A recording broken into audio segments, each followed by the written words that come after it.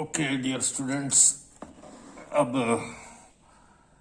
चलते हैं alternating current lesson 33. Your theory has been completely completed. We have done few numericals so far. Let us do another three important numericals quickly on series RLC circuit. Okay, so the number one, first one.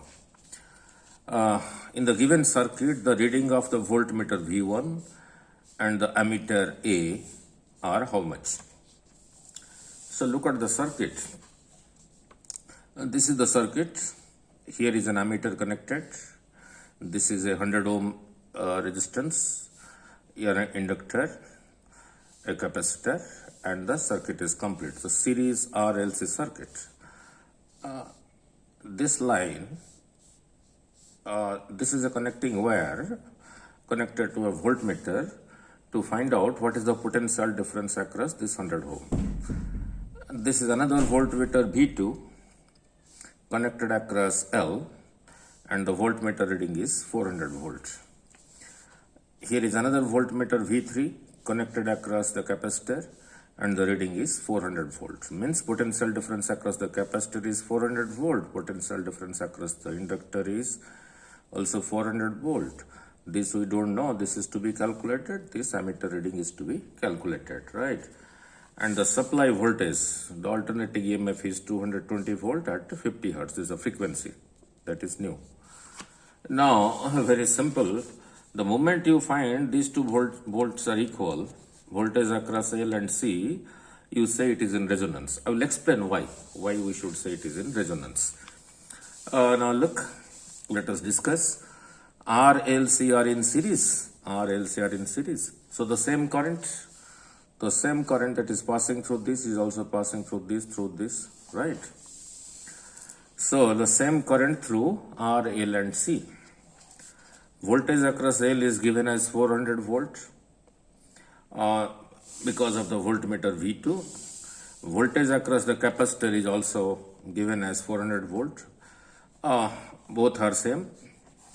That is, the circuit is at resonance. I will explain this, why this is at resonance.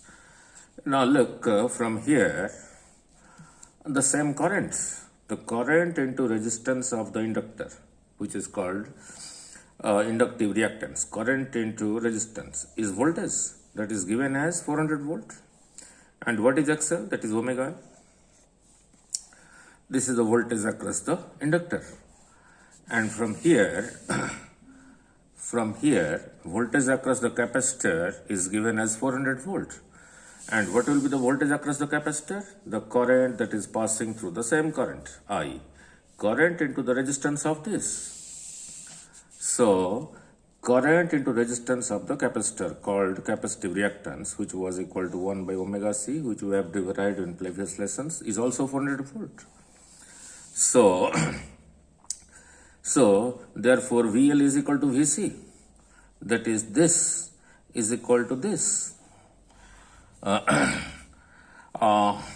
is, I omega L is equal to I times 1 by omega C. I cancels.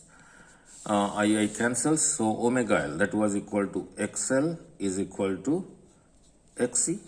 And this was the condition for resonance. And in this condition, the current was maximum. So since the two voltages are equal, this and this equal, let me explain in a phase diagram that will be more clear to you. In alternating current, for a circuit containing RLC, direction of voltage, direction of current for the resistance part was in the same direction, they were in phase. The voltage across the inductor was leading the current by pi by 2, or same thing as current is lagging behind the voltage by pi by 2. This I had explained previously in many lessons. And the voltage across the capacitor is lagging behind the current by pi by 2. Therefore, this and this, they are in the same straight line, pi by 2, 180 degree. and the value of this is 200, the value of this is 200, therefore they cancel. So only we are left with VR.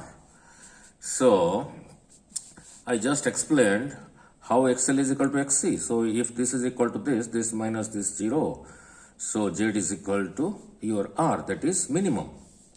And in this case, from here, this is 400, this is also 400. This 400 is same thing as this 400 is same thing as this. Therefore, these two are equal. So II cancels, so omega L is 1 by omega C. So XL is equal to XC. So either you say XL is equal to XC, or you say VL is equal to VC, one and the same thing, because the same current is passing through. So from 1, your XL will be 400 by I. From 2, your XC will be 400 by I. So both are same, that these two are same. So Z is equal to minimum.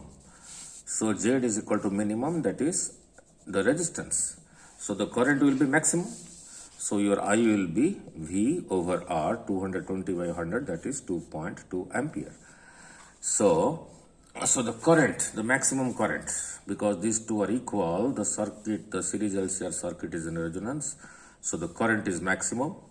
So the reading of the ammeter is 2.2 ampere, means, and the voltage across the resistance will be current into this resistance, current into this resistance, current into 100. That is, current is your 2.2 into the resistance 100. That is equal to 220 volts. Right. So that is your first numerical. Now let us go quickly to the second one. The second one is also very interesting. Very simple. The value of the alternating EMF. Look at the circuit. A series RLC circuit, resistance, inductor, capacitor. Here is alternating EMF E is applied. Its value we don't know. Its frequency is given. And what else is given? Across the resistance, whatever current, the same current will pass through. This current into this resistance, that is the voltage potential difference across the resistance given as 80 volt. The current into its resistance, that is the voltage potential difference across the inductor, is given as 40 volt. The current into its resistance, that was equal to 1 by omega C, is given as 100 volt. So under this condition, how much is this? Now, I have explained you before. Let me explain through the phase diagram, then come back here, right? Now, for the resistance, in series RLC circuit, we had studied the EMF and the current. They are always in phase. Means voltage across the resistance and the current, they are in phase, so both have taken in the same direction. The potential difference across the inductor, I have taken it to this side, because here I had explained, for an inductor, your E was equal to E naught sine omega t, and we had derived I was equal to I naught sine omega t minus pi by 2. From this, either you say the current is lagging behind the EMF by pi by 2, or same thing as you say EMF or the voltage is ahead of the current by pi by 2. So, if this is the current and this is the voltage, this vector represents the voltage across the resistance. For the inductor, pi by 2 ahead, VL is to this side. This is represented by this arrow. And for the capacitor, voltage across the capacitor was lagging behind the current by pi by 2. So VC is taken to this side.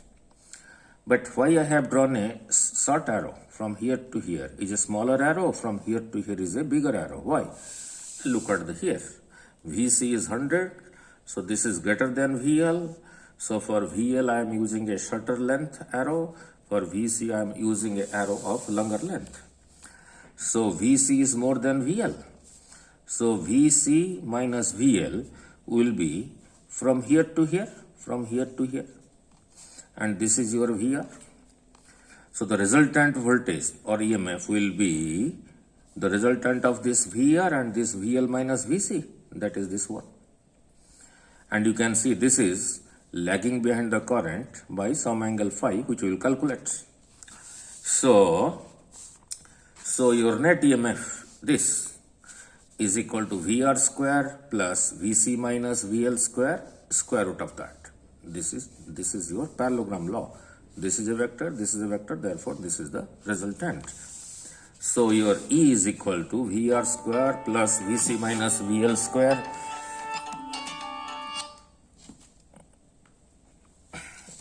So that comes out to be 80 square plus 60 square root of that. That is equal to 100 volts. So this is your 100 volt. This length represents 100. This length represents 80. This length represents VC minus VL, that is equal to 60.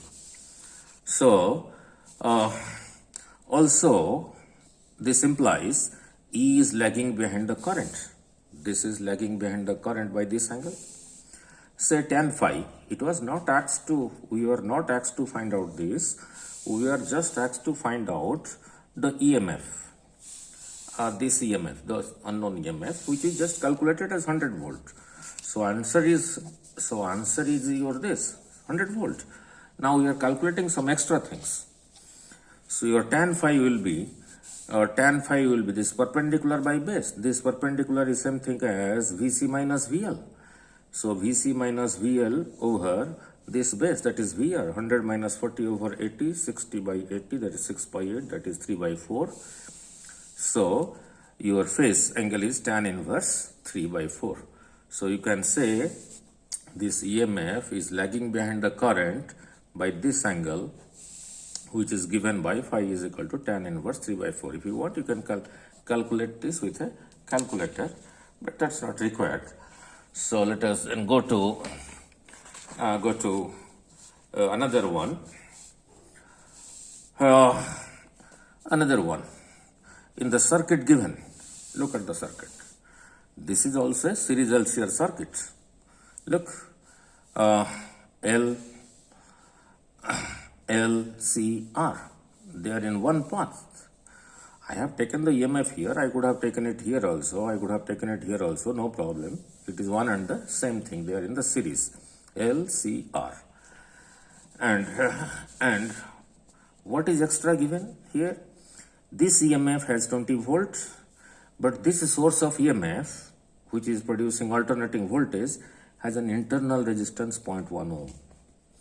This resistance is 5.9 ohm. And this inductor, whose self-inductance is 5 millihenry, so it is not a pure inductor. Because this is given, this has a self-inductance 5 millihenry and this also has a resistance 4 ohm. Means this is not a pure inductor.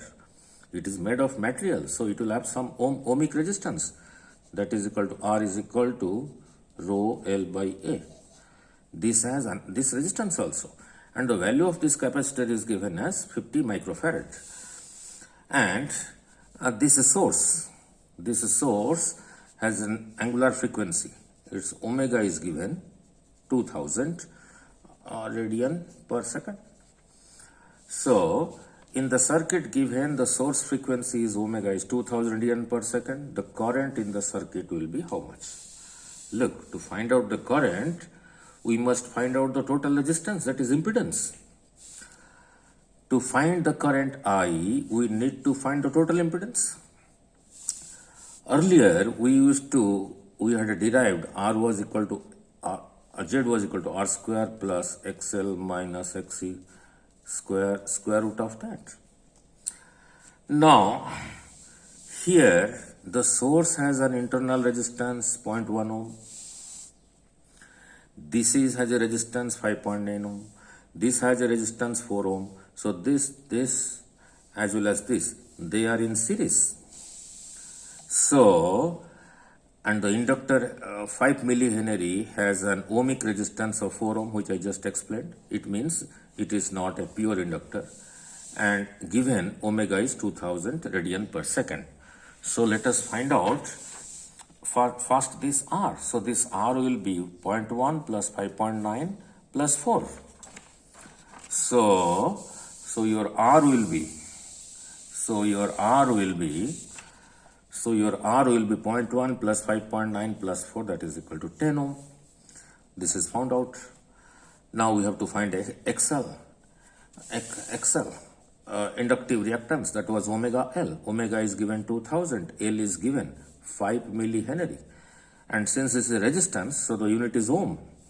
So this is the resistance, or called inductive reactance XL, offered by the inductor in the circuit. This inductor in this circuit is giving this much of resistance, and this R, and this R, they are offering a total resistance of 10 ohm. And similarly XC, the resistance offered by the capacitor, called capacitive reactance, we had derived it as 1 by omega C in previous lessons. Omega is known, C is also known. So this many ohms. I have not simplified it, there is no need, you can put it in a calculator. And we know, we have derived previously, Z is equal to R square plus XL minus XC square, square root of that. Here you can use XC minus XL. Either you write XL minus XC or XC minus XL. The moment you take the square, it is again the same thing, right? Now put these values, put this value of R, this XL, this XC in a calculator. Your Z comes out to be 10 square plus 10 minus 10 square, that comes out to be 10. Now look here, XL is equal to XC, means the impedance is equal to minimum, that is just equal to the total resistance, that is this plus this plus this. So the circuit is in resonance, therefore the current will be maximum. So I is equal to V over Z, 20 by 10, that is equal to 2 ampere. So it also implies that Z is minimum and the circuit is also at resonance. This is something I calculated for you. We are only asked to find the current in the circuit. Once we have found out Z, then I is equal to V by Z, 20 by 10, that is equal to 2 ampere. Okay, I think you like this, you'll be liking this kind of numericals, and the moment you watch it, do write something. Okay, thank you.